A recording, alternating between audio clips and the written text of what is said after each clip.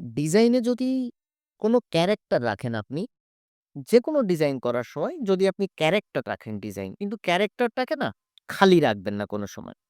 ক্যারেক্টারের ব্যাকগ্রাউন্ডে কিছু একটা ইউজ করুন, দেখবেন আপনার ক্যারেক্টারটা আরো জ্বলজ্বল করছে এবং প্রাণবন্ত হয়ে আছে। চলুন দেখিয়ে দিই কিভাবে। দেখুন ডিজাইন।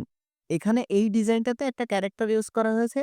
ক্যারেক্টারটা কিন্তু এই কালারের এগেইনস্টে খালি রাখা যেত। কিন্তু আমরা এই কালারের যে প্রতিবেশী কালারটা আছে, ঠিক আছে? সেই কালারের কিন্তু একটা আমরা ব্যাকড্রপ বা ব্যাক সাইডে একটা শেপ ইউজ করেছি। সেম ভাবে এই ডিজাইনে চলে আসি।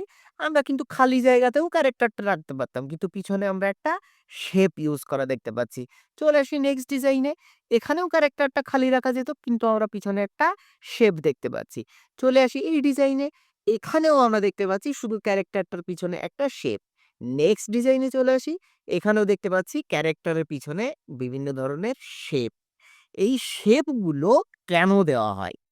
ক্যারেক্টারের ব্যাকগ্রাউন্ডে যখন আপনি কোনো শেপ ব্যবহার করেন, তখন আপনার ক্যারেক্টারটা পিছনের যে কমপ্লেক্স ব্যাকগ্রাউন্ড হলো বা নরমাল কোনো ব্যাকগ্রাউন্ড ছিল, সেই ব্যাকগ্রাউন্ড থেকে আলাদা হয়ে পপ আপ হয়ে ওঠে। ফলে যারা অডিয়েন্স থাকে বা যারা ডিজাইনটা দেখছে তাদের কাছে ক্যারেক্টারটার উপরে বেশি নজর তৈরি হয় বা আপনি একটা আলাদা করে ভিজুয়াল হায়ারার্কি ক্রিয়েট করে।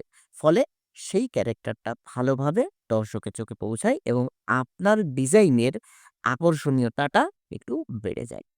এমন সব টিপস ট্রিক্স বাংলাতে পেতে, ডিজাইন সম্পর্কিত টিপস ট্রিক্স বাংলাতে পেতে আমাকে ফলো করতে ভুলবেন না।